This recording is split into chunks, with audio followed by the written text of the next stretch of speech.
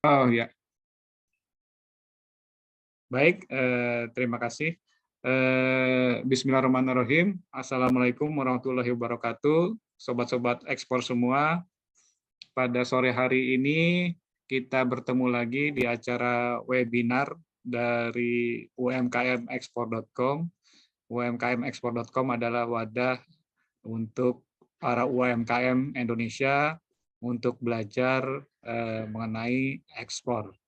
Jadi pada pertemuan sore ini adalah webinar kedua kita setelah webinar bulan kemarin, dan pada sore hari ini kita sangat berbahagia telah hadir di Juminar kita, yaitu Bapak Nugroho Priyopratomo, Kepala ITPC Chennai, India.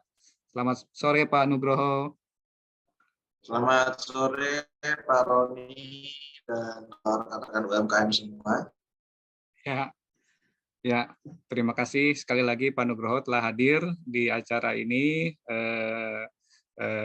Mudah-mudahan pada hari ini kita semua dapat mendapatkan informasi dari ITPC Chennai mengenai peluang pasar ekspor UMKM Indonesia di pasar India.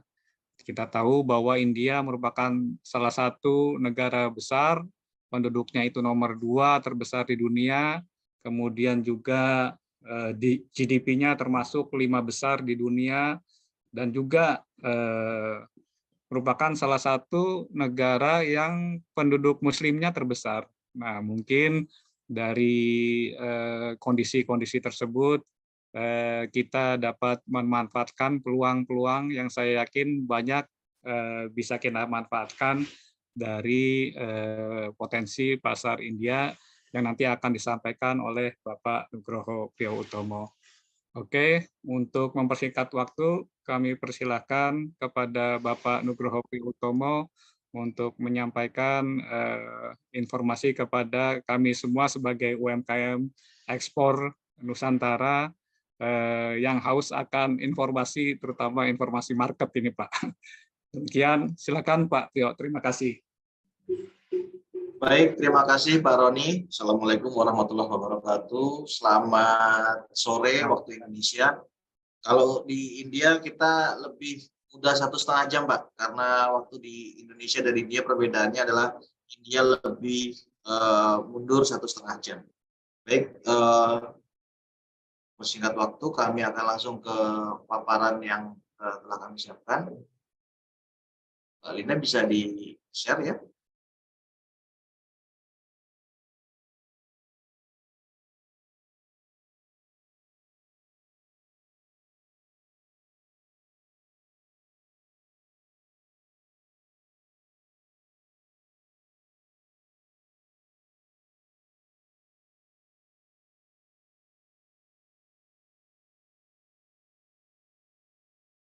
Ya, perkenalkan kami adalah Indonesia Trade Promotion Center ya. Kami di bawah naungan Kementerian Perdagangan yang memiliki fungsi untuk mempromosikan dan mendorong ekspor produk-produk Indonesia ke India. Jadi di India ini ada 2 perwakilan perdagangan. Yang pertama adalah kami Indonesia Trade Promotion Center, yang kemudian selain kami ada juga atas perdagangan New Delhi di New Delhi, India. Next.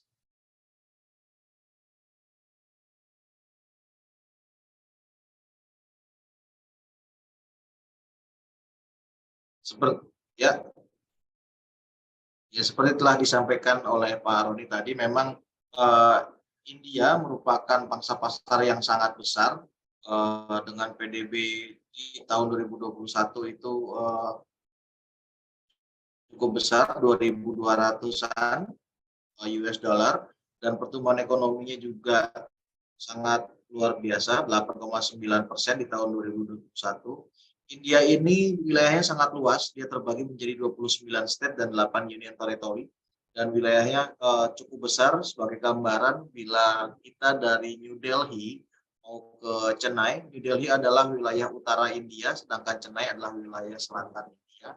Itu membutuhkan waktu penerbangan sekitar 3 jam, jadi kurang lebih seperti Jakarta, Banda Aceh. bahasa yang digunakan di sini secara resminya ada dua, bahasa Hindi dan Inggris, tapi untuk beberapa wilayah seperti di Chennai, Tamil Nadu, kita memiliki bahasa setempat yaitu bahasa Tamil. Next.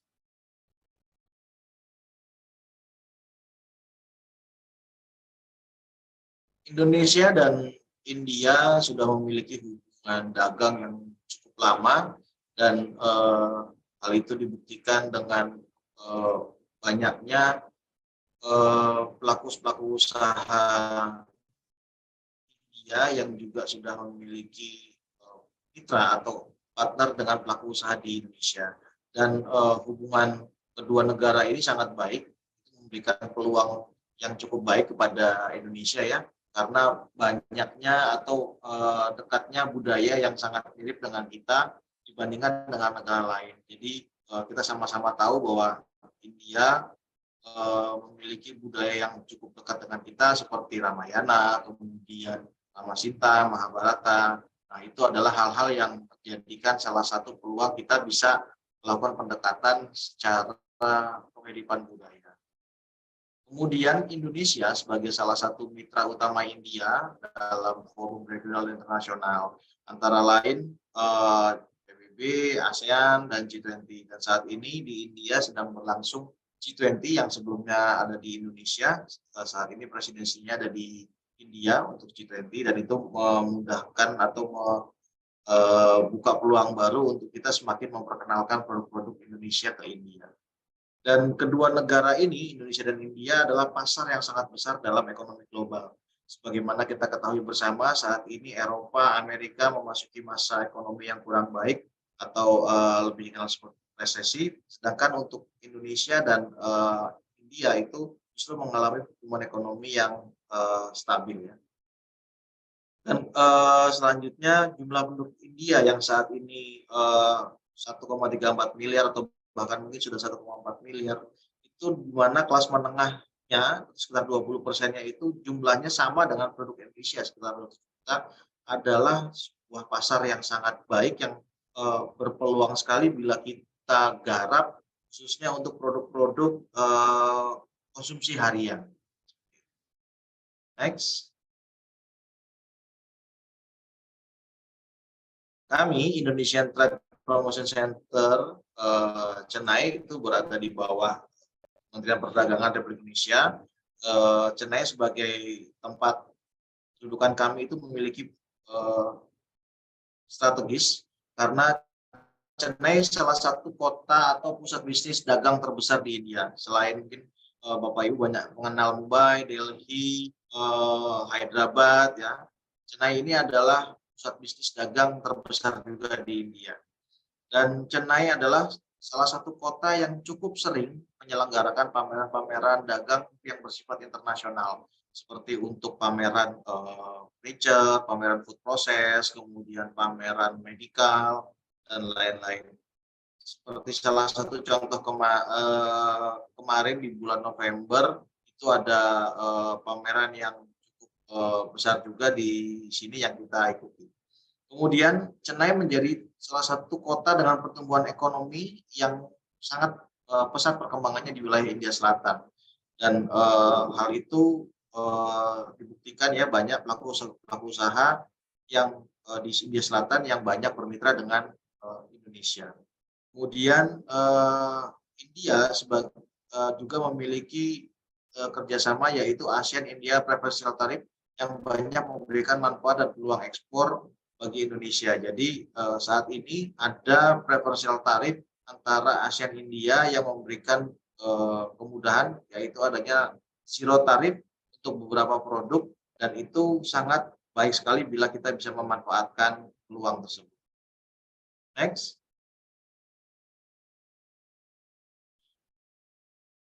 Untuk bisa bermitra dengan para pelaku usaha India, kita harus yang pertama-tama kita harus memahami karakteristik dari buyer India. Yang pertama tadi telah kami sampaikan, yaitu pendekatan potensial dengan cara kekeluargaan. Jadi kita menyampaikan bahwa kita memiliki kebudayaan yang sama, kita sudah bermitra sudah cukup lama. Jadi kita melakukan pendekatannya tidak secara formal tapi secara kekeluargaan. Selanjutnya adalah dengan komunikasi yang sudah dibangun, kita bisa melihat apakah para pelaku usaha tersebut atau calon mitra dagang kita ini tertarik atau tidak itu terlihat dari body language yang dia berikan. Misalkan dia tertarik dengan produk-produk kita, tentunya dia akan menyampaikan body language yang positif, respon yang positif. Kemudian yang terpenting adalah di India ini kita harus memahami prinsip value for money. Jadi dengan jumlah penduduk yang sangat besar, di sini produk-produk tertentu itu dia memiliki kesamaan yang cukup banyak dan itu memiliki rentang harga yang sangat-sangat mirip. Jadi kita juga harus memahami bahwa sedikit saja perbedaan harga itu sensitif terhadap peluang untuk barang tersebut bisa dipasarkan di sini. Dan orang di India ini sangat spesifik sekali, dia mendasarkan keputusan mereka pada kepercayaan dan intuisi terkait statistik dan data. Jadi sebelum dia memutuskan untuk bermitra dengan kita, dia pasti akan profiling dulu untuk calon mitra dagangnya, apakah kualitasnya bagus, kemudian kuantitasnya juga sesuai yang dia janjikan, dan kontinuitas untuk supply-nya apakah bisa percaya, diyakinkan. Nah, hal-hal seperti itu yang kita harus bisa meyakinkan bahwa kita siap untuk memenuhi kebutuhan atau permintaan dari calon buyer kita. Ya, next.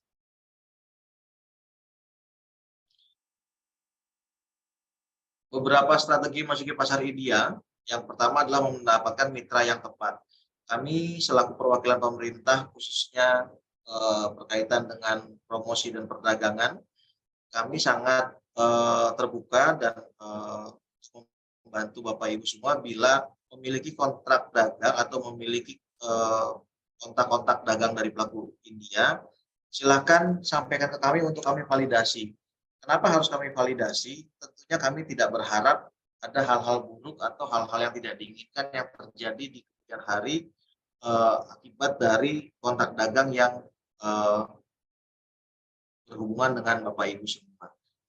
Jadi misalkan Bapak Ibu pasang nih sekarang kan zaman digital ya, Bapak Ibu pasang di medsos atau pasang di website, kemudian ada pelaku usaha yang dari India ya, pelaku usaha dari India yang tertarik dengan Bapak Ibu atau perusahaan Bapak Ibu, silakan tanya kontak detailnya dengan jelas dan sampaikan ke kami.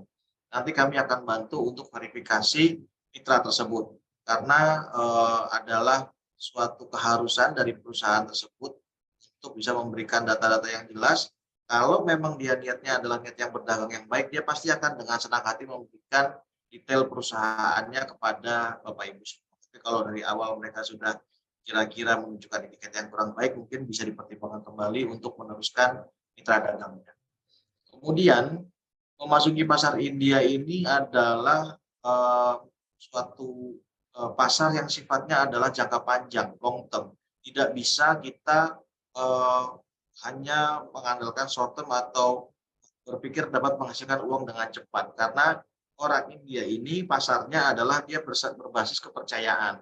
Jadi dia order sekali, dia puas, kemudian dia akan repeat order dengan jumlah yang lebih besar atau mungkin jumlah yang sama, tapi dia akan konsisten, gitu ya. Ketika sudah tercipta hubungan dagang yang baik, sudah tercipta kepercayaan yang baik, mereka tidak segan untuk juga mempromosikan barang Bapak Ibu kepada rekan-rekannya yang lain. Selanjutnya adalah kita juga harus memahami regulasi kebijakan impor di India. Jadi khususnya untuk produk-produk yang konsumtif ya, makanan, kemudian produk furniture, itu ada hal-hal yang memang kita harus patuhi, yang kita harus penuhi untuk bisa menjual barang-barang dari Indonesia ke India. Dan itu nanti kami bisa sampaikan ada link-linknya yang bisa Bapak Ibu pelajari untuk memenuhi hal-hal tersebut. Terkait sensitivitas strategi harga yang kami sampaikan tadi, memang di India ini artinya dengan jumlah orang yang sangat banyak, kita juga harus bisa membidik ya, segmentasi mana barang kita ini akan kita pasarkan. Misalkan untuk di medium yang tadi jumlahnya sekitar 270 juta, itu kita juga harus tahu pasar apa jenisnya, makanan, misalkan makanan seperti apa yang masuk, kemudian harganya di rata-rata itu berapa, seperti apa. Nah, itu bisa ada risetnya seperti itu. Jadi karena di sini berbeda sedikit saja itu sudah mempengaruhi untuk keberterimaan konsumen. Tetapi tidak menutup kemungkinan misalkan kita mau memasarkan produk kita memang dengan harga yang lebih tinggi dari produk sejenis di pasaran, tapi kita juga harus bisa membuktikan bahwa barang kita tersebut memiliki keunggulan yang tidak dimiliki oleh kompetitor atau barang sejenis di pasaran. Dan itu merupakan satu nilai tambah untuk Bapak Ibu semua bila memang bisa membuktikan barang-barang tersebut memang eh, memiliki keunggulan-keunggulan tersebut, walaupun harganya adalah di atas harga rata-rata produk sejenis. Dan yang paling penting adalah kita harus bisa menyesuaikan produk kita untuk memenuhi kebutuhan dan preferensi konsumen. Saya ambil contoh. Ini buat pelaku usaha UMKM yang mungkin ada di Bapak Ibu yang sifatnya produknya adalah manufaktur atau furniture ya, furniture. Di wilayah India Utara, furniture yang digemari itu adalah furniture yang sifatnya stylish, minimalis dan compact, karena di sana masyarakat India Utara itu rata-rata tempat tinggalnya adalah yang ya minimalis dan compact. Jadi tidak bisa dia mengambil jenis furniture yang size-nya besar, kemudian yang modelnya mungkin terlalu lebar. Sebaliknya di India Selatan justru yang produk-produk furniture yang antik, yang size-nya besar, kemudian yang unik, itu yang digemari di sini karena di India Selatan orang-orang India masih punya kesempatan untuk memiliki tempat tinggal yang space-nya lebih luas dari di kita. Next, Pak.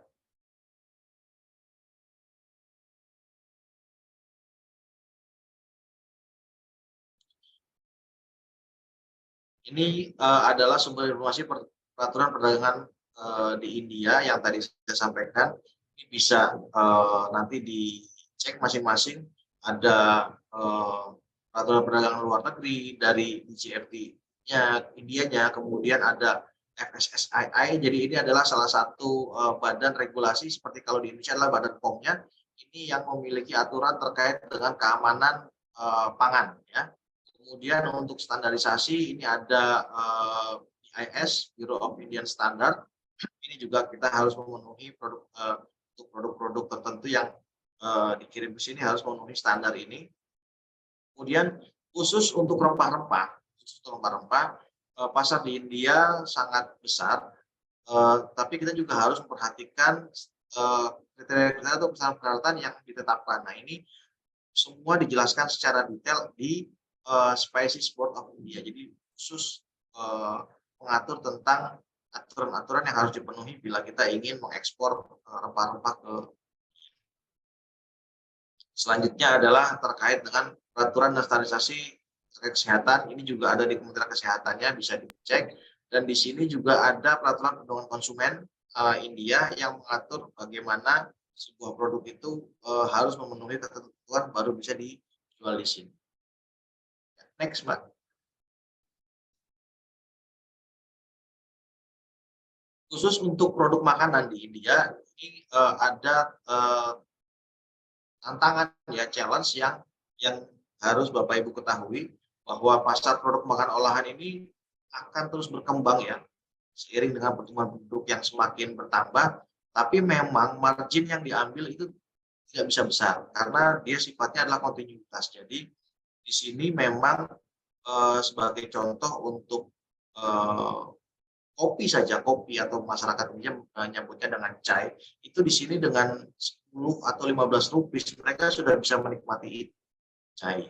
Nah, kalau kita menjual produk sejenis dengan harga yang di atas itu mereka mungkin tidak akan tertarik karena mereka berpikir dengan produk yang sama dengan harga yang bawahnya mereka masih bisa menikmati yang sama.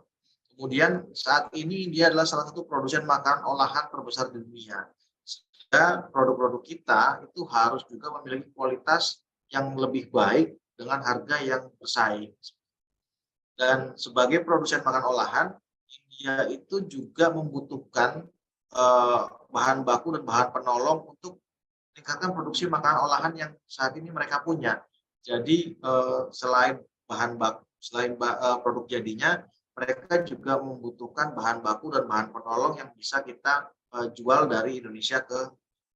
Dan yang paling penting adalah yang telah tadi saya sampaikan sebelumnya, bahwa setiap produk makanan olahan atau makanan yang dijual di sini harus wajib memiliki lisensi FSSAI. Jadi di mereka ini ada semacam mandatori setelah dapat lisensi baru bisa dijual. Sama seperti kita kalau misalkan produk makanan itu kan harus ada label MD atau ML-nya seperti itu sama. Dan yang membedakan di sini adalah tentang pencantuman logo Green Dot khusus untuk produk-produk vegetarian atau red triangle atau segitiga merah untuk produk-produk yang non vegetarian. Bahwa hal itu adalah suatu yang mandatory yang harus dilakukan karena kita sama-sama tahu bahwa mayoritas India adalah pemeluk agama Hindu dan keyakinan mereka sebagian besarnya adalah vegetarian atau tidak mengkonsumsi produk-produk hewan. Selain itu, dalam kemasan itu perlu juga dicantumkan MRP atau maximum retail price. Jadi harga itu adalah tidak semata-mata ditentukan oleh toko atau store yang ada, tetapi dari pelaku usahanya sudah harus cantumkan MRP-nya maksimumnya. Jadi misalkan di MRP-nya 100, si toko masih bisa jual misalkan dengan harga 85. Tapi artinya sebagai pelaku usaha, sebagai produsen yang menjual makanan itu harus mencantumkan MRP-nya. Ya, next. Ini yang tadi sudah jelaskan FSSAI. Ini bisa nanti bahannya bisa di-share ya selanjutnya.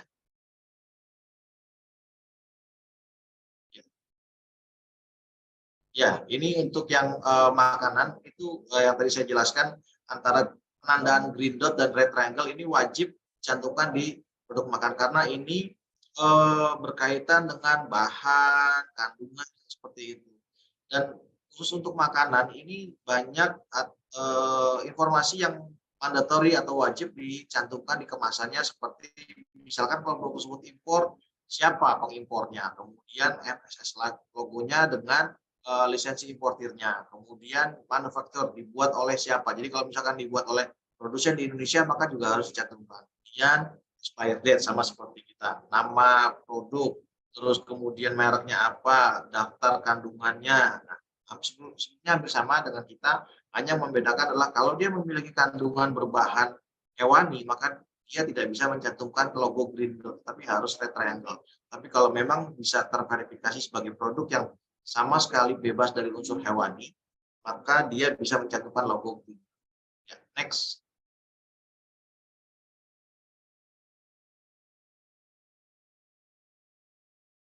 Di India saat ini hampir sama seperti Indonesia. Untuk e-commerce juga cukup marak dan beberapa produk Indonesia saat ini sudah diperjualbelikan di e-commerce ini seperti rempah-rempah, kemudian makanan, sudah banyak yang dijual di platform-platform e-commerce yang ada di ya, next.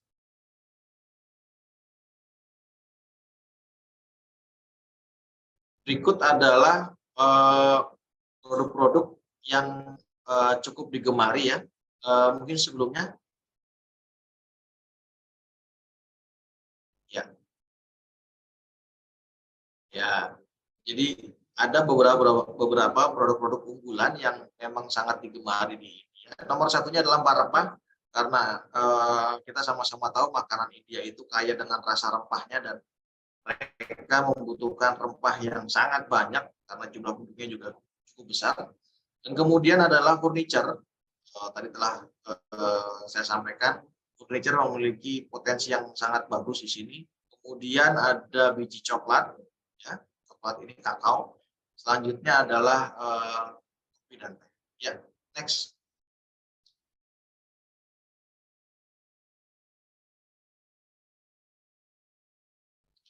Untuk rempah-rempah, berikut ini beberapa rempah-rempah yang menjadi andalan Indonesia dijual di India.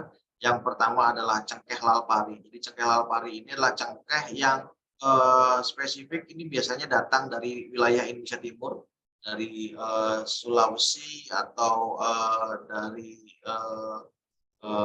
Maluku ya. Nah, kemudian ada pala, ada kunyit, ada lada, baik lada hitam maupun lada putih, kayu manis, bunga pala, biji kopi, dan teh hijau. Dan ini sampai dengan tahun lalu, Januari 2022, cengkeh itu masih mendominasi untuk produk rempah-rempah yang bisa kita dorong ke India. Selanjutnya, untuk produk coklat dari Indonesia itu yang saat ini digemari adalah coklat, cocoa powder atau cocoa butter. Jadi sebagai bahan penolong ataupun bahan penunjang dari produksi bahan makanan oleh produsen-produsen setempat.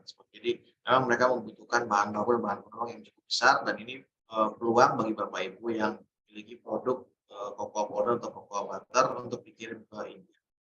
Next.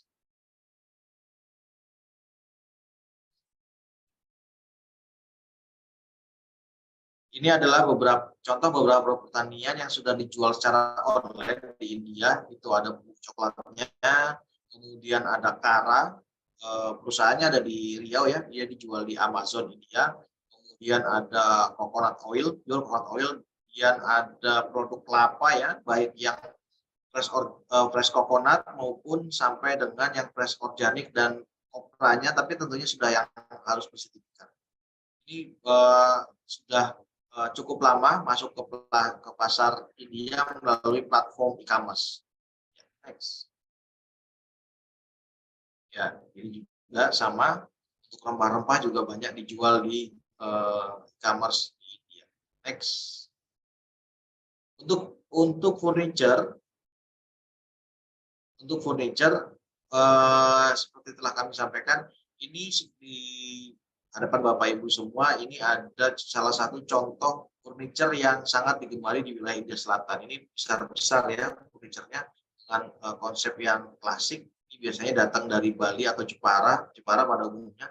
Nah, ini yang menjadi salah satu unggulan untuk furniture di wilayah India Selatan. Ya. Selanjutnya,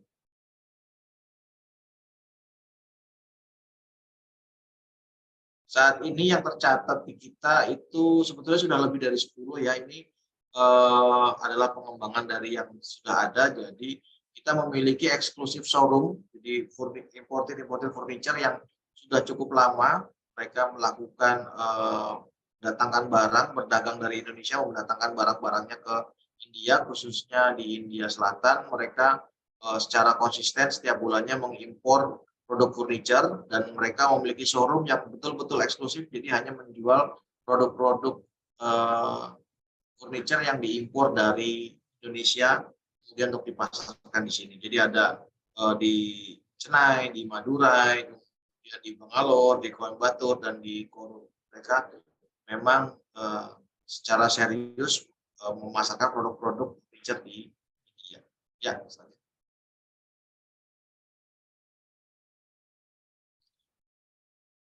selain itu, di India saat ini sudah ada beberapa perusahaan Indonesia yang mengembangkan usahanya di sini, berinvestasi di sini, seperti Samudra Shipping, kemudian Tanindo, ada Java Confit, pakan ya, pakan ternak. Sedangkan untuk makanan sendiri saat ini sudah ada Garuda Food, kemudian ada Nabati, dan ada Mayora. Ya, next. Baik, mungkin kita akan lebih banyak berdiskusi saja Bapak Ibu supaya lebih komunikasinya lebih enak. Saya yakin Bapak Ibu punya banyak pertanyaan dan banyak keinginan untuk mengetahui informasi bagaimana bisa mendorong produk Bapak Ibu sampai di India. Jadi kita lebih komunikatif saja. Silakan disampaikan pertanyaannya. Nanti kami akan coba untuk membahas. Terima kasih Pak Roni. Assalamualaikum warahmatullahi wabarakatuh. Waalaikumsalam warahmatullahi wabarakatuh. Terima kasih Pak Nugroho atas pemaparannya yang menarik. Ternyata banyak sekali produk Indonesia yang berpulang untuk ekspor ke India. Saya sendiri Pak Nugroho eksportir rotan furniture dari Cirebon. Cuman tadi kelihatannya masyarakat India lebih suka kayu ya daripada rotan, Pak. Ada juga Pak untuk yang furniture. Jadi seperti saya sampaikan, memang untuk beberapa wilayah itu kalau yang kayu besar itu mereka di selatan Pak. Tapi kalau di India Utara mereka juga senang untuk rotan dan bambu Pak. Jadi ada peluangnya untuk produk rotan dan bambu furniture ya, tidak hanya yang kayu solid seperti itu Pak. Oke, oke. Kemudian apakah kami bisa menitipkan katalog atau brosur begitu Pak ya, secara digital ke ITP Cecena ya Pak ya? Ya, silakan Pak. Jadi kami memiliki sarana media promosi digital, baik itu di Instagram, LinkedIn, Facebook, ataupun di website kami yang menampilkan produk-produk Indonesia yang saat ini dipasarkan di sini. Kita coba pasarkan di sini. Silakan bagi Bapak Ibu yang ingin produknya kami promosikan secara digital, silakan menyampaikan melalui email kami. Tadi saya sekilas lihat ada di chat ya. Atau kalau mau dicat boleh inquiry@itpccene.com. Silakan menyampaikan company profilnya, kemudian company produknya, serta disertai dengan gambar-gambar yang resolusinya tinggi. Kenapa kami mempersyaratkan gambar resolusi tinggi? Supaya saat diupload gambarnya tidak pecah Pak. Kalau gambarnya pecah kan tentunya ketertarikan calon konsumen nantinya akan berkurang. Seperti itu Pak. Oke, terima kasih Pak informasinya. Silakan teman-teman lainnya, barangkali ada yang ingin bertanya, silakan raise hand atau bisa mengirim pertanyaan lewat kolom chat. Silakan.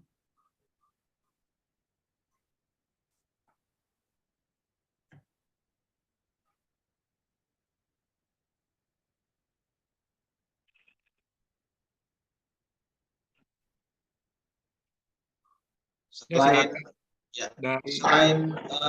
ini Pak Roni, selain media promosi yang kita siapkan di sini, ini juga kami beberapa kali menjadwalkan untuk acara pameran. Mungkin bagi Bapak Ibu yang mau melihat langsung seperti apa potensi pasar di India, bisa menghubungi kami untuk bisa berpartisipasi di pameran yang kami ikuti. Sepertinya sudah ada beberapa penanya nih Pak, ada dari Medan Pak. Dan Uten ya. Ya silakan Pak Akhyar ini ya dari Medan. Silakan Pak. Ya. Oke. Terima kasih Pak. Selamat sore. Assalamualaikum warahmatullahi wabarakatuh. Waalaikumsalam. Gini Pak, saya pengalaman untuk India ya. Itu udah beberapa kali saya ada bisa dibilang untuk bayar di sana ya. Tetapi itu dari harga itu kita punya saya ya, itu tidak pernah masuk Pak untuk mereka. Itu mereka malah harga itu jauh di bawah dari pasaran kita gitu Pak.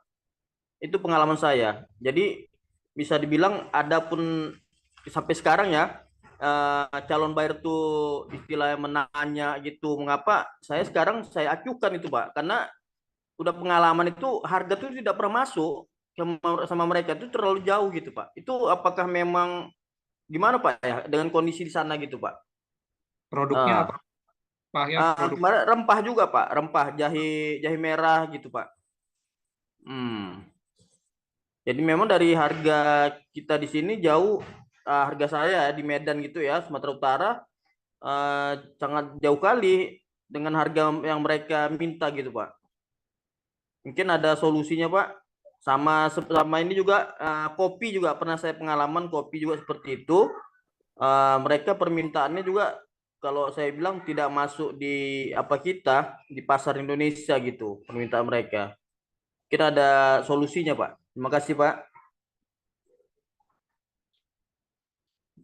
Mungkin kita tampung dulu ya Pak Roni supaya nanti dijawab sekaligus. Baik Pak, silakan. Silakan yang kedua adalah Bapak Uten ini ya. Iya, terima kasih Pak. Salam kenal, saya Husein dari PT Global Indobros. Alhamdulillah Pak, sebelumnya kami pernah berinteraksi dengan buyer di India ya Pak. Kami udah melakukan percakapan dan juga sudah mengirim sampel Pak. Mengirim sampel ke India. Tapi pas dikirim sampel itu dia sangka karena produk kami ini gula aren Pak.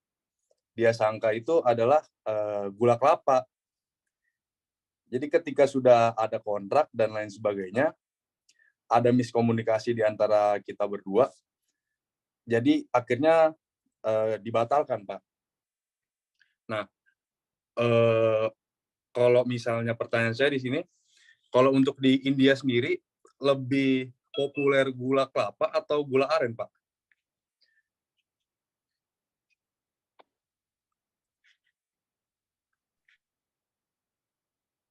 Iya, terima kasih. Ya, terima kasih Pak Husein. Ada lagi yang lain?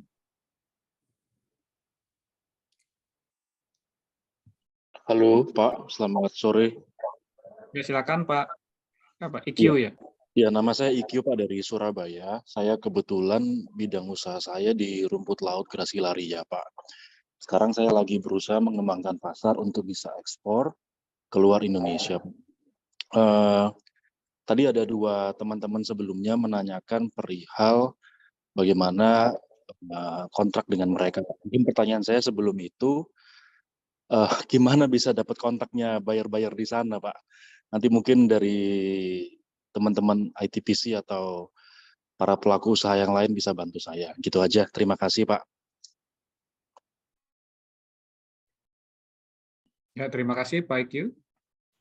Ada lagi yang lain, teman-teman semua?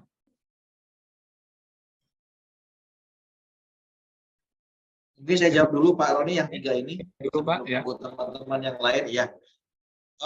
Untuk Pak Ahyar ya Pak, memang seperti tadi kami sampaikan, mereka ini sangat sensitif sekali untuk harga. Nah, kalau produk kita ini memang harganya lebih tinggi, kita bisa sampaikan ke mereka bahwa memang harga kami lebih tinggi, tapi lihat kualitasnya, kualitas produk kami ini tidak sama dengan kualitas produk yang ada di sana. Jadi tentunya ya ada harga, ada rupa seperti itu. Dan itu banyak juga Pak kami memfasilitasi bisnis matching yang memang harganya memang lebih tinggi, tetapi setelah diberikan penjelasan bahwa kami unggul di sini, kemudian produk kami beda dengan produk yang ada di sini, nah, mereka bisa terima Pak. Jadi artinya seperti yang tadi dijelaskan di paparan, ini ada segmented Pak, karena besarnya jumlah populasi India di sini, ya itu ada kelas-kelasnya lah kalau bahasa kita, kelas barangnya seperti itu. Dan memang karakteristik dari pelaku India ini, dia senang sekali jatuhkan harga Pak. Tapi kita juga harus bisa bertahan. Kita jelaskan bahwa kalau yang Bapak cari barang ini, kami nggak jual Pak. Ini barang murah. Tapi kalau Bapak carinya ke sini, Bapak dapatnya akan barang bagus. Kalau Bapak cari barang ini, kami nggak jual produk-produk yang kelas bawah, tapi produk kami kualitas bagus. Seperti itu kurang lebih banyak. Waktu itu dapat calon bayarnya dapat dari mana Pak Ahyar kalau boleh tahu? Saya kan kemarin masukkan ke GoForward Pak. Nah, GoForward. Jadi dari GoForward jadi udah berhubungan gitu juga Pak. Udah kita komunikasi, chatting, email apa gitu kan ya gitu. Setelah melalui telepon dari harga tadi itu memang ya jauh kali Pak. Ya, jadi maaf cakapnya seperti main-main kita gitu Pak. Menganalisanya itu nggak masuk di akal kita gitu dengan harga yang mereka minta. Ya, jadi kebetulan ada juga Pak Ahyar bisa sampaikan. Jadi ada gimana Pak? Nah, jadi kebetulan ada juga kawan juga gitu kan yang pernah berhubungan sama India, ya dia juga mengatakan gini, kalau sama India nggak usah diraukan. Nah, seperti gitu. Karena saya pengalaman seperti gitu juga dia bilang. Nggak ada yang bisa masuk kita ke sana katanya. Karena gila-gilaan mereka harganya tuh menjatuhkan harganya gila-gilaan katanya. Yang gak usah diraukan kalau India tuh ngubungi gitu. Jadi teman-teman saya ngomongnya Pak. Iya. Begitu. Memang itu salah satu challenge-nya karena mereka juga kalangan mereka tuh tahunya kalau kita jual itu selalu di apa ya istilahnya, dalam pemahaman mereka selalu ditawarkan dalam harga yang tinggi, tapi bisa ditawar sebanyak mungkin. Itu dalam pemahaman beberapa buyer India. Nah, tapi seperti yang saya sampaikan tadi, kita sampaikan, Anda cari produknya speknya seperti apa. Kalau cari yang speknya seperti ini, oh mohon maaf, kami nggak jual barang spek ini, spek kami di atas ini. Jadi harga pasti nggak masuk. Jadi sudah jelaskan di depan aja. Yang nih Bapak jelaskan spek-spek ini yang Anda cari ini spek yang kami nggak jual kalau, memang. Ini spek dalam hal ini, apakah ITPC ini bisa berperan Pak untuk menjembatani yang seperti bisa saja, bisa. Kami bisa memfasilitasi ya. Nanti kalau misalkan mau, sampaikan saja bayar ke kami. Nanti kami validasi dulu. Karena seperti ini ya, banyak juga di sini trader-trader yang hanya apa ya, melempar order. Jadi kita harus jeli betul apakah dia memang bayar langsung atau dia trader. Nah, kalau trader pastinya dia cari margin kan, seperti itu. Iya Pak. Nah, itu yang kita harus tahu. Nanti sampaikan saja ke kami Pak data-datanya kalau memang ingin dibantu difasilitasi. Iya Pak. Ya. Jadi memang udah lama coba yang gitu ya. Coba jadi setiap ada yang India ngubungi ya memang nggak segitu saya respon. Karena seperti gitu dia. Pengalaman apa tadi? Ya. Gitu. Terima kasih Pak penjelasannya Pak. Ya, sama-sama. Kemudian Pak Husen, di sini untuk produk gula kita sama-sama tahu bahwa Indonesia juga mengimpor raw sugar atau bahan gula mentah itu dari India. Dan di sini untuk gula itu memang kualitasnya beragam ya variasinya. Untuk yang didominasi di sini adalah memang kelapa ya, gula kelapa, karena mereka banyak variasinya dari produk kelapa tersebut. Tapi juga tidak menutup kemungkinan kita bisa memasarkan produk gula aren tersebut atau palm sugarnya. Nah, tinggal di awal seperti tadi kan ada miskomunikasi nih. Artinya buyer Pak Husen dengan Bapak ini nggak match sebetulnya penjelasannya. Di awal dikiranya gula kelapa, ternyata yang dikirim gula aren. Seperti itu ya Pak Husen ya? Iya betul Pak. Karena ya, nah. kebetulan kita juga promosinya kan di Facebook Pak. Jadi kebetulan banyak Pak yang ngechat, ada juga trader, ada juga memang dia langsung ketika saya jelaskan gula aren, ada yang mundur, langsung mundur, ada yang mundur. Cuman yang ketika ada yang miskom ini, yang pertama ini yang dia tidak membaca saya tulis palm sugar dengan keterangannya, dia lanjut aja Pak.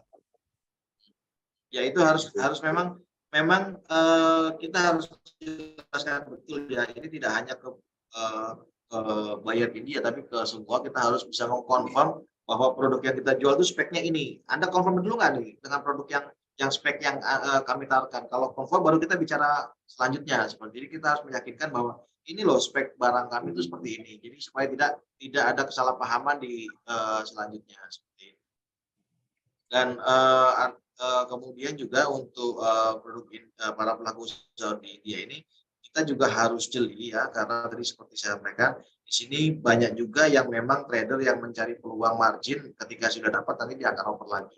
Ya sah-sah saja sebenarnya, tidak masalah, hanya tentunya kalau kita bisa langsung dengan buyer yang direct ya lebih baik tentunya kan untuk teman-teman pelaku usaha. Dan ini yang kadang menjadi, ini sekaligus saya menjawab pertanyaannya Pak IQ ya, ini yang kadang menjadi permasalahan bagi teman-teman pelaku usaha ketika melakukan business matching dengan kami atau dengan siapa, langsung meminta Pak bisa nggak kami dapat kontak bayarnya, bisa nggak kami minta dokter mana? Andai kan kami kasih, kemudian dihubungi, kemudian terjadi permasalahan, siapa yang nantinya akan bertanggung jawab? Nah ini kan kami tidak mau hal tersebut terjadi. Jadi kami selaku perwakilan pemerintah Republik Indonesia di India, kami salah satu tugasnya adalah memfasilitasi para pelaku usaha di Indonesia untuk bisa mendapatkan buyer yang verified atau yang terpercaya. Nah, jadi kalau misalkan memang berminat, sampaikan saja produknya, katalog produknya ke kami dengan detail. Nanti kami akan bantu carikan untuk buyer yang memang sudah tervalidasi, terverifikasi oleh kami. Kami bisa saja memberikan semua daftar buyer, tapi ketika menghubungi dan terjadi permasalahan, nanti tentunya kan meminta pertanggungjawaban yang lanjut ke kami kan. Nah, menghindari hal tersebut, ya kami akan memfasilitasi supaya para pelaku usaha di Indonesia dapat buyer yang valid lah seperti itu. Dan juga kami sendiri memiliki program untuk business matching setiap bulannya secara rutin kami laksanakan. Nanti bisa cek di sosial media kami. Itu yang kami laksanakan setiap bulan untuk setiap komoditi yang berbeda seperti itu. Ya, bisa dipahami Pak Husain dan Pak Iqyu ya. Siap Pak, bisa Pak. Kebetulan Ya, monggo. Gimana Pak Husain? mohon izin, kebetulan kita juga udah pernah ngirim email Pak, alhamdulillah dengan respon yang baik langsung dijawab Pak dengan ITPC Senai. Tapi mohon izin Pak, mungkin dari kami ada kekurangan Pak, atau mungkin resolusi gambar atau apa, sampai sekarang belum di posting Pak. Iya, memang tadi seperti saya sampaikan, untuk gambar kalau bisa dikirimnya filenya yang raw ya, yang dalam kapasitas besar, supaya ketika kami upload, itu gambarnya tetap bagus, jelas seperti itu. Jadi nanti bisa dikirimkan ulang dengan gambar, atau kalau misalkan gambar terlalu besar, bisa dikirim linknya saja dari Google Drive. Oh, siap Pak, siap. Nah, gitu ya. Kami tunggu ya Pak Husain ya. Siap, terima kasih banyak Pak. Ya. Ya, gimana Pak Iki? Ya, Pak Nugroho, terima kasih tadi penjelasannya. Nanti saya akan coba untuk kontak yang inquiry at ITPC tadi, Pak. Mungkin ini pertanyaan lanjutan, Pak, terkait dari buyer tadi itu, untuk kami cari kontaknya itu. Selain melalui ITPC ini, Pak, Bapak mungkin bisa kasih kami saran untuk mendapatkan kontak buyer itu kira-kira melalui apa ya, Pak ya? Terima kasih, Pak Nugroho. Kalau untuk kontak buyer, misalkan Bapak ingin mengekspor sendiri, Bapak bisa manfaat salah satu sosial media namanya LinkedIn, Pak. Nah, di LinkedIn itu nanti Bapak search kata kuncinya sesuai dengan produk Bapak. Misalkan contohnya Bapak mau search pelaku usaha furniture, Bapak search pakai hashtagnya furniture, nanti keluar semua itu, Pak.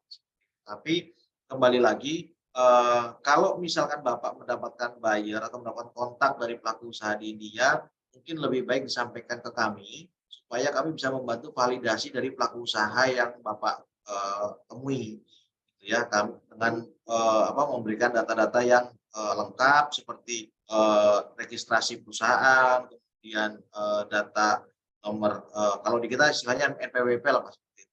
Karena dengan itikat yang baik, biasanya pelaku usaha kalau memang sudah mau bermitra dengan kita, dia tidak ragu Pak menyampaikan data-data perusahaannya. Kalau memang dia sudah beretikat baik. Tapi kalau dia kira-kira agak keberatan, ya mungkin bisa dipertimbangkan seperti itu Pak. Ya, terima kasih Pak Nugroho. Terima kasih banyak. Pak, izin Pak. Halo Pak. Silakan Pak Husain. Satu lagi Pak, mungkin terakhir, saya kan pernah nonton YouTube ya, sampai ada orang untuk meyakinkan buyer itu sampai sampai menunjukkan paspor, sampai menunjukkan KTP. Nah, apakah itu perlu dilakukan juga Pak untuk untuk meyakinkan trust kepada buyer, atau cuman sekedar NIB atau NPWP, ataukah itu berbahaya Pak untuk kami Pak? Oke, kita harus bisa membedakan ya Pak Husain, mana yang merupakan legalitas perusahaan, mana yang merupakan data pribadi. Nah, itu yang harus kita bisa pisahkan. Kalau misalkan pelaku usaha tadi sampai meminta di paspor dan KTP, itu tentunya sangat rawan sekali, sangat riskan sekali ya. Nanti terjadi hal-hal yang berkaitan dengan keuangan, itu tentu akan sangat merepotkan. Tapi kalau misalkan hanya legalitas, dia membutuhkan legalitas perusahaan kita, nggak masalah. Karena sama seperti mereka pun, kalau mereka betul-betul memiliki itikat baik untuk bermitra, mereka tentunya tidak susah memberikan legalitas perusahaannya seperti itu. Tapi kalau sudah berkaitan dengan data pribadi, saran saya jangan, karena itu nanti kita nggak tahu di belakang hari ada hal-hal yang tidak diinginkan terjadi. Karena kan sekarang dunia digital ini kita harus ekstra hati-hati ya, Pak Husain.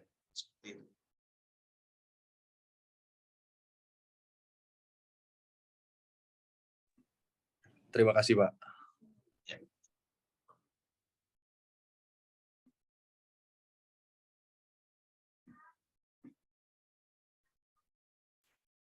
Ya, silakan bagi teman-teman yang lain yang ingin bertanya. Mohon izin bertanya, Pak. Ya, Halo? silakan Ya, Pak Hanif. Ya. ya. Baik, Pak Roni. Eh, Perkenalkan, nama saya Honi Barudin. Saya dari Samarinda. Mau mempertanyakan beberapa kekhawatiran kami. Mohon izin Pak Nugraha. Apabila kita melakukan apa, ekspor, tentunya kita kan ada bayar. Nah, itu nanti sejauh mana keyakinan kita apabila barang itu kita lepas, terus itu nanti takutnya itu nggak dibayar gitu. Nah, yang saya tahu kan biasanya kan ada kayak bank garansi ya. Nah, kami masih awam terkait dengan itu, Pak. Bagaimana terkait dengan garansi bank, terus penjaminan seperti apa, di sana prosesnya seperti apa, itu kami masih awam. Nah, di sekitar kami itu, Pak, banyak sekali produk-produk yang bisa kita promosikan ke luar negeri. Karena di Kalimantan ini ada beberapa misalkan produk porang, terus daun apa itu banyak sekali Pak. Itu bisa untuk tepung juga itu. Nah, kami masih ragu itu. Terus kami juga pernah dapat informasi dari teman, ternyata limbah kayu ulin itu bisa diekspor itu, dan itu bisa ke Korea, bisa ke Timur Tengah gitu. Nah, kami masih belum ada gambaran Pak. Misalkan kami melakukan ekspor dan nanti langkah-langkahnya seperti apa itu mohon penjelasan Pak. Oke, terima kasih Pak. Baik, Pak Hanif, terima kasih pertanyaannya. Ya, memang teman-teman pelaku usaha ini kita harus bisa membedakan ketika kita ingin menjual barang lintas wilayah, lintas provinsi dengan lintas negara atau ekspor. Jika kita ingin menjual lintas wilayah, seperti misalkan kita jual dari Kalimantan, kita mau jual ke Jawa misalnya, itu kita cukup misalkan memverifikasi pelaku usaha di sana, oh benar barang dikirim dan langsung dilakukan pembayaran. Nah, untuk ke luar negeri, lintas negara, itu ada Pak, namanya mekanismenya LC atau Letter of Credit. Dan itu yang sarana yang paling aman digunakan bagi kedua belah pihak. Jadi nanti kalau misalkan Bapak sudah mendapatkan mitra dagang dari India misalnya, setelah terjadi kontrak dagang, terjadi kesepakatan, barang dikirim, itu nanti kedua belah pihak itu harus membuka LC. Bapak dengan banknya di sini, kemudian pelaku usaha atau buyer di India dengan banknya di India. Dan nanti kontrak dagang dan LC tersebut saling bertukar dokumen.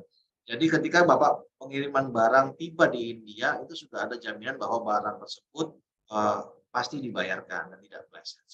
Nah, tentunya jumlah LC-nya ya harus sesuai dengan jumlah yang Bapak sepakati untuk pembayaran nilai barangnya Bapak. Nah, itu nanti Bapak bisa pelajari ya. Dan untuk produk-produk dari Kalimantan dengan senang hati Pak, kalau misalkan Bapak nanti berkeinginan memasarkan produknya di sini ya silakan, tentunya dengan legalitas perusahaan, kemudian dengan produk yang baik bisa bantu. Bapak sendiri produknya apa Pak Hanif? Kami ini Pak masih kami dulu sempat Pak di UKM itu. Berhubung kesibukan kami di kantor itu sehingga kami nggak ini lagi loh. Tapi kami dulu sempat menjajaki. Nah, terus ada kekhawatiran dan nggak ada tenaga Pak. Jadi setelah kakak saya meninggal itu jadi udah nggak terurus lagi gitu. Iya. Kalau Mungkin bisa di di-sharing sini Pak. Pak itu biasanya ini kayak batok kelapa itu bisa Pak. Bisa untuk briket, terus Oh iya, iya. Di sini juga pasar daun produk untuk briket bagus daun juga, Pak. kelor, Keluar. ya daun kelor itu kalau nggak salah informasinya saya lihat di YouTube itu bisa untuk tepung dan itu ternyata nilai nutrisinya sangat tinggi sekali dan itu rekomendasi dari Badan Pangan PBB itu disarankan pada negara-negara yang terdampak kelaparan karena itu kaya akan nutrisi yang dibutuhkan oleh tubuh. Terus ada lagi porang. Porang itu katanya hampir semua negara itu bisa kita itu untuk membeli hasil porang itu dan sangat menjanjikan gitu. Iya, Pak. Ya, ya. Tentunya harus persiapan dulu ya Pak sebelum Bapak menyampaikan produknya ke kita. Artinya legalitas perusahaan Bapak itu sudah harus jelas dulu, Bapak punya badan usaha yang legalitas seperti apa. Karena itu sebagai dasar untuk Bapak membuka LLC-nya Pak. Seperti itu. Jadi minimal Bapak punya CV ya, punya CV, kemudian legalitas usaha yang lengkap, baru Bapak bisa memasarkan produknya ke luar negeri. Seperti itu Pak Hanif ya. Oke, terima kasih Bapak. Iya, iya, sama-sama Pak. Ya, Pak Hanif dan teman-teman yang lain yang ingin belajar ekspor bisa hubungi kami di umkmekspor.com. Kami juga membuka kelas untuk para pemula untuk belajar mengenai ekspor. Jadi ketika nanti ingin sudah mengirim barang, sudah paham dulu lika-liku mengenai ekspornya, termasuk sistem pembayaran dan cara mencari buyernya. Oke, ada yang lain, teman-teman semua? Mungkin ini sudah pukul 5.29. Saya dengar tadi ada kegiatan lagi untuk Bapak Nugroho Ya. dan teman-teman dari ITPC. Mungkin sudah Terakhir cukup. boleh nih Pak, ini ada satu Pak Antonius nih, mungkin bisa jadi pertanyaan terakhir nih Pak. Terakhir ya, ini pertanyaan terakhir. Oke. Silakan Ya. Pak. Ya, terima kasih Pak Nugroho. Ibu Saya ini. dari, ya, saya Ibu Iren namanya memang salah tadi itu Pak. Oh, Ini maaf.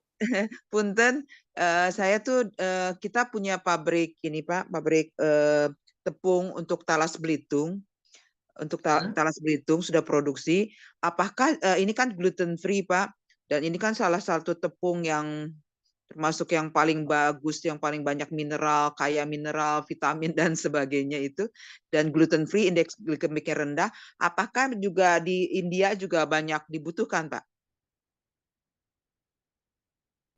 Baik, maaf dengan Ibu siapa nih, saya nggak enak. Dengan Saya Ibu salah Iren, lagi nih. Ibu Iren, Oh, dengan Ibu Ibu Iren ya. Iren, Pak. Ya, Ibu Iren. Ya, baik begini Bu Iren. Memang India ini untuk produk makanan dia terkenal kaya dengan berbagai macam tepungnya ya. Tapi khusus untuk produk tepung yang ini nanti saya akan coba carikan ya informasinya karena justru di India ini mereka senang banget makan gula tuh Bu. Halo. Halo. Ya. Senang makan apa Pak? Gula. Jadi mereka justru malah mencarinya yang tingkat kadar manisnya tuh yang tinggi gitu Bu. Tapi nggak apa-apa, nanti kami carikan informasinya. Ibu bisa kirimkan emailnya ke kami. Nanti kami coba carikan informasi untuk produk itu dan spesifikasi untuk produk itu juga tolong disampaikan secara lengkap ya. Itu Bu Iren ya. Pak. Boleh Pak. Terima kasih Pak. Terima kasih Pak. Di email lengkap ke kita dan itu kalau Ibu mau komunikasi di bahan tadi itu ada nomor kontak WhatsApp yang bisa seperti itu Bu. Baik Pak. Terima kasih Pak. Ya, baik Pak. Terima kasih. Terima kasih Bu. Ya. Saya rasa begitu Pak Roni. Nanti kalau untuk teman-teman yang masih memiliki pertanyaan atau ada hal-hal yang ingin disampaikan bisa menyampaikan secara email ya. Nanti kita akan jawab satu persatu. Baik Pak Nugroho. Izin juga Pak, apabila tadi ada business matching atau kegiatan event lainnya, kami mohon diinfokan Pak. Nanti kami akan sebarkan ke member kami.